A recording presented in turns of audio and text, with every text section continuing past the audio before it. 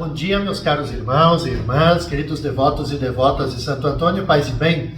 Mais uma vez chegamos até você ao seu lar, levando a nossa mensagem do Evangelho no dia a dia. Nós estamos na segunda semana da Quaresma e hoje, quinta-feira, dia 29 de fevereiro, nós vamos rezar, vamos meditar nos nossos corações com o Evangelho de Mateus, o capítulo 16, versículos de 19 até 31. Lembrando que hoje, quinta-feira, a gente fecha o segundo mês do nosso ano de 2024. Disse Jesus aos fariseus: havia um homem rico que se vestia com roupas finas e elegantes e fazia festas esplêndidas todos os dias. Um pobre chamado Lázaro, cheio de feridas, estava no chão à porta do rico. Ele queria matar a fome com as sobras que caíam da mesa do rico, e além disso vinham os cachorros lamber suas feridas. Quando o pobre morreu, os anjos levaram-no para junto de Abraão. Morreu também o rico e foi enterrado, e na região dos mortos, no meio dos tormentos, o rico levantou os olhos e viu de longe Abraão com Lázaro ao seu lado. E então gritou: Pai Abraão, tem piedade de mim. Manda Lázaro molhar a ponta do dedo para me refrescar a língua, porque sofro muito nestas chamas. Mas Abraão respondeu: Filho, lembra-te que tu recebestes os teus bens durante a vida, e Lázaro, por sua vez, os males. Agora, porém, ele encontra aqui consolo e tu és atormentado. E além disso, há um grande abismo entre nós. Por mais que alguém desejasse, não poderia passar daqui para junto de vós, e nem os daí poderiam atravessar até nós. O rico insistiu: Pai, eu te suplico, manda Lázaro à casa do meu pai, porque eu tenho 5 irmãos. Manda preveni-los, para que não venham também eles para este lugar de tormento. Mas Abraão respondeu: Eles têm Moisés e os profetas, que os escutem. O rico insistiu: Não, pai Abraão, mas se um dos mortos for até eles, certamente vão se converter. Mas Abraão lhe disse: Se não escutam a Moisés nem aos profetas, eles não acreditarão mesmo que alguém ressuscite dos mortos. Vejam, meus caros irmãos e irmãs, nesse belíssimo trecho do Evangelho, Jesus ele denuncia situações concretas de gritante desigualdade. Não obstante a evolução das ciências, sucesso das tecnologias, a sociedade, nós que estamos inseridos na sociedade, continuamos exibindo um horrível panorama de contraste entre ricos e pobres. É terrível isso. E grande parte da população mundial ainda hoje morre de fome. Basta a gente ligar, ver as notícias em jornais e TVs, todo dia nós temos esse cenário de pessoas que morrem de fome. E assim continuamos longe do projeto de Deus, manifestado em Jesus, que é de vida abundante para todos. O Papa Francisco, quando ele escreveu a Evangelii Gaudium, ele nunca deixou de alertar para o escândalo da desigualdade no mundo. Assim ele escreve na encíclica Evangelii Gaudium: Não se pode tolerar mais o fato de se lançar comida no lixo quando há pessoas que passam fome. Isso é desigualdade social. Hoje tudo entra no jogo da competitividade e da lei do mais forte, onde o poderoso engole o mais fraco. Em consequência dessa situação, grandes massas da população se encontram excluídas e marginalizadas. Veja que o Evangelho ele denuncia esse ponto do apego. Por que isso? Porque o apego é uma felicidade egoísta. Ela conduz a gente para a cegueira, que não permite ver para além do imediato, daquilo que é material. Não permite ver a Deus, nem a caducidade da nossa atual condição, como não permite ver, obviamente, a necessidade do outro, dos pobres, que muitas vezes jazem, batem a nossa porta. Aquele que confia no Senhor, reconhecendo a sua condição de criatura, dependente, amada por Ele, o Evangelho diz, é bendito. Leva no coração uma semente de eternidade que florescerá em felicidade e paz eternas, como nos narra novamente o trecho do Evangelho. Por outro lado, a verdadeira confiança em Deus é sempre acompanhada pela solidariedade com os pobres, tanto materialmente como espiritualmente, mas também com as pessoas doentes, com as vítimas de contrariedades e opressões de qualquer espécie. Na sexta-feira, meus caros irmãos e irmãs, já iniciando um novo mês, o mês de março, dia 1º de março, então, nós vamos refletir, vamos meditar com o Evangelho de Mateus, o capítulo 21, versículos de 33 até 43, depois 45 a 46. Dirigindo-se Jesus aos chefes dos sacerdotes e aos anciãos do povo, disse-lhes: escutai esta outra parábola. Certo proprietário plantou uma vinha, pôs uma cerca em volta, fez nela um lagar para esmagar as uvas e construiu uma torre de guarda. Depois, arrendou-a a vinhateiros e viajou para o estrangeiro. Quando chegou o tempo da colheita, o proprietário mandou os seus empregados aos vinhateiros para receber seus frutos.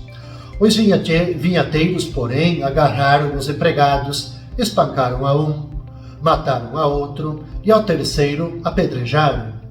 O proprietário mandou de novo outros empregados em maior número do que os primeiros, mas eles os trataram da mesma forma. Finalmente, o proprietário enviou-lhes o seu filho, pensando: ao menos o meu filho eles vão respeitar. Os vinhateiros, porém, ao verem o filho, disseram entre si: este é o herdeiro, vinde, vamos matá-lo e tomar posse da sua herança. E então agarraram o filho, jogaram-no para fora da vinha e o mataram. Pois bem, quando o dono da vinha voltar, o que fará com esses vinhateiros? Os sumos sacerdotes e os anciãos do povo responderam: com certeza mandará matar de modo violento esses perversos e arrendará a vinha a outros vinhateiros que lhe entregarão os frutos no tempo certo.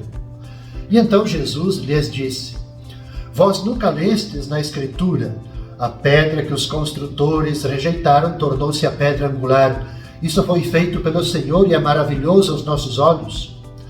Por isso eu vos digo: o reino de Deus vos será tirado e será entregue a um povo que produzirá frutos. Os sumos sacerdotes e fariseus ouviram as parábolas de Jesus e compreenderam que estava falando deles. Procuraram prendê-lo, mas ficaram com medo das multidões, pois elas consideravam Jesus um profeta. Veja, obviamente que a parábola que Jesus conta se refere exatamente à história dos profetas que foram enviados, foram rejeitados, muitos foram maltratados, ignorados, mortos. Conta a sua própria história, dizendo que ele também foi maltratado, jogaram ele fora, não o acolheram e o mataram. Jesus fala de si próprio. É importante essa parábola porque essa linguagem que Jesus conta, essa parábola, a figura da vinha, era uma figura familiar aos chefes dos sacerdotes e aos anciãos. Obviamente que isso se referia ao povo de Israel. Como que pode uma lavoura de videiras não produzir uvas? Em poucas palavras, Jesus ele tem a capacidade de resumir a história da salvação e mostra que os dirigentes não governaram o povo conforme os planos de Deus. Não produziram, não fizeram coisas boas, não produziram boas obras.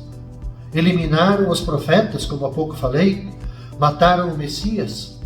A pergunta de Jesus ela é central, crucial. Quando o dono da vinha vier, o que fará com esses agricultores? Ao responder, os chefes pronunciam a própria sentença, morte para esses malvados. Aqui talvez a gente poderia dizer que há uma alusão à destruição de Jerusalém. E, obviamente, o que eles dizem ainda é a entrega da vinha para outros agricultores, para que esses agricultores, então sim, venham a produzir frutos. Aqui o Evangelho, obviamente, esse trecho do Evangelho de Mateus, ele já está fazendo referência a quem?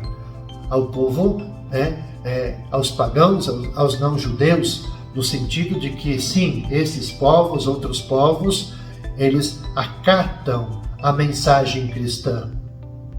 Eles tiveram essa capacidade e se espalharam pelo mundo, incrementando, de fato, o novo povo de Deus, os quais nós hoje chamamos de cristãos. E por fim, chegando ao final desse nosso percurso da segunda semana da Quaresma, no sábado, dia 2 de março, nós vamos rezar com o Evangelho de Lucas, capítulo 15, versículos de 1 a 3 e depois de 11 até 32. Os publicanos e pecadores aproximaram-se de Jesus para o escutar. Os fariseus, porém, os mestres da lei, criticavam Jesus. Este homem acolhe os pecadores e faz refeição com eles. E então Jesus contou-lhes esta parábola.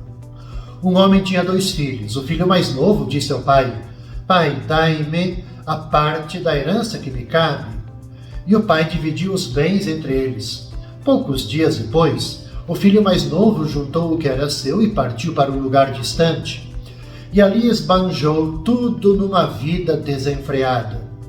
Quando tinha gasto tudo o que possuía, houve uma grande fome naquela região.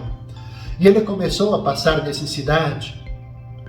E então foi pedir trabalho a um homem do lugar que o mandou para seu campo cuidar dos porcos. O rapaz queria matar a fome com a comida que os porcos comiam, mas nem isso lhe davam. E então ele caiu em si e disse: Quantos empregados do meu pai têm pão com fartura e eu aqui morrendo de fome? Vou-me embora, vou voltar para meu pai e dizer-lhe: Pai, pequei contra Deus e contra ti, já não mereço ser chamado teu filho. Trata-me como um dos teus empregados. E então ele partiu e voltou para seu pai. Quando ainda estava longe, o seu pai o avistou e sentiu compaixão. Correu-lhe ao encontro, abraçou-o e cobriu-o de beijos. O filho então lhe disse: Pai, pequei contra Deus e contra ti, já não mereço ser chamado teu filho. Mas o pai disse aos empregados: Trazei depressa a melhor túnica para vestir o meu filho, e colocai um anel no seu dedo e sandálias nos pés. Trazei um novilho gordo e matai-o. Vamos fazer um banquete, porque este meu filho estava morto e tornou a viver, estava perdido e foi encontrado. E começaram a festa. O filho mais velho estava no campo. Ao voltar, já perto de casa, ouviu música, barulho de dança. E então chamou um dos criados e perguntou o que estava acontecendo. E o criado respondeu: É teu irmão que voltou. O teu pai matou o novilho gordo porque o recuperou com saúde. Mas ele ficou com raiva e não queria entrar. O pai, saindo, insistia com ele. Ele, porém, respondeu ao pai: Eu trabalho para ti há tantos anos, jamais desobedeci a qualquer ordem tua. E tu nunca me deste um cabrito para eu festejar com os meus amigos. Quando chegou esse teu filho que esbanjou teus bens com prostitutas, matas para ele o novilho cevado. E então o pai lhe disse: Filho, tu estás sempre comigo e tudo que é meu é teu. Mas era preciso festejar e alegrar-nos, porque este teu irmão estava morto e tornou a viver, estava perdido e foi encontrado.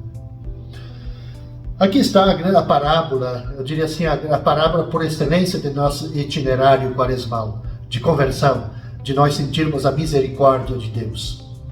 A intenção principal de Jesus a gente vê-se no fim da narração, na reação do filho mais velho e nas palavras do pai, que são a chave de interpretação de tudo o que acontece antes, de toda a parábola. Todos podemos ver-nos num ou no outro filho, é assim mesmo. no pecador assumido ou no justo presumido. O Pai sai sempre ao encontro de um e de outro, quer venha da dispersão, como o filho pródigo, quer venha das regiões de uma falsa justiça ou de uma falsa fidelidade, como o filho mais velho. O importante para cada um de nós, quer venhamos de uma ou de outra situação, é que nós nos deixemos acolher e abraçar pelo Pai bom, que quer a felicidade de todos os seus filhos. Talvez seja relativamente fácil a gente se ver no filho pródigo. Pode ser mais difícil a gente se dar conta de que pensamos e reagimos como o filho mais velho, que contabiliza o que dá ao pai e o que não recebe dele, tal como contabiliza o que o irmão mais novo recebeu, sem dar nada em troca e até ofendendo o pai. E a gente acaba clamando por injustiça. A gente se sente injusto, injustiçado. Pode-se julgar anormal manifestar tanta bondade a quem cometeu o mal. Mas o Senhor quer fazer-nos compreender que para além, para quem é fiel a Deus, está reservada uma recompensa ainda maior, não a alegria de receber, mas a alegria de dar. Esta é, por excelência, caros irmãos e irmãs, a parábola da misericórdia. Por quê? Porque nesta parábola se revela o rosto do Pai bom, disposto a perdoar, a acolher e a fazer festa com os filhos que receberem, que se reconhecem muitas vezes como pecadores que eram, que cometem falhas na sua vida. Com essa meditação, caros irmãos e irmãs, a gente conclui o itinerário desta segunda semana da Quaresma. Nós vamos nos encontrar novamente na segunda-feira, neste mesmo horário. Desejo a cada um de vocês toda a paz, todo bem, sempre pedindo a intercessão de nosso querido Santo Antônio.